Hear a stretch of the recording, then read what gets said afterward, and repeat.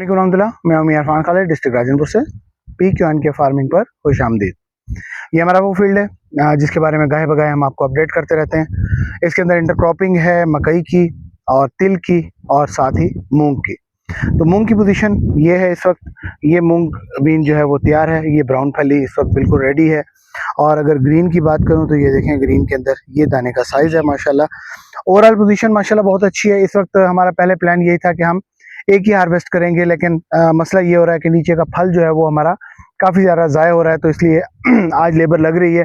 तो इसकी हम जो ये ब्राउन फली है ये वाली, तो ये इसको हम आज हार्वेस्ट कर लेंगे, इसको पिकिंग करवा लेंगे और उसके बाद बाकी ऊपर ग्रीन फली रहेगी। तो अगले मेरे ख्याल में हफ्ते 10 दिन के अंदर ये फली भी तैयार हो जाएगी, उसके बाद ये हार्वेस्ट हो जाएगी। अगर दूसरी तरफ तिल की बात की जाए तो ये देखें करीब से तिल की जो पोजीशन है माशाल्लाह ये है कि तिल भी ऑलरेडी तैयार है।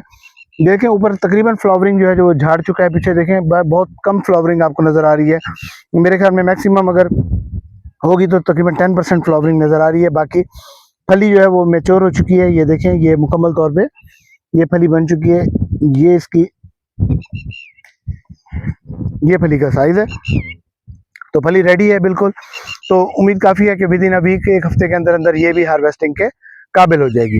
बाकी जो मकई थी वो हमने दरमियान में से काटना शुरू कर दी है अपने माल के लिए। कहीं कहीं को पौधे खड़े हुए हैं, ये देखें, वरना मकई जो है वो सारी सारी कट गई है। तो ये ओवरऑल पोजीशन है। तो आप हमें कमेंट्स के अंदर ये बताएंगे कि इसके बाद हमें क्या क्रॉप लगानी चाहिए। आपके कमेंट्स का हमें इंतज़ार रहेगा।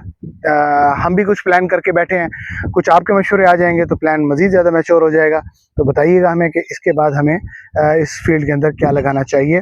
और क्योंकि अभी हमारे पास टाइम है, कैनोला जो है वो उसको या गंदम को काश्त होने में कम से कम भी अभी तकरीबन को 3 महीने का भी टाइम है इसके काश्त होने में।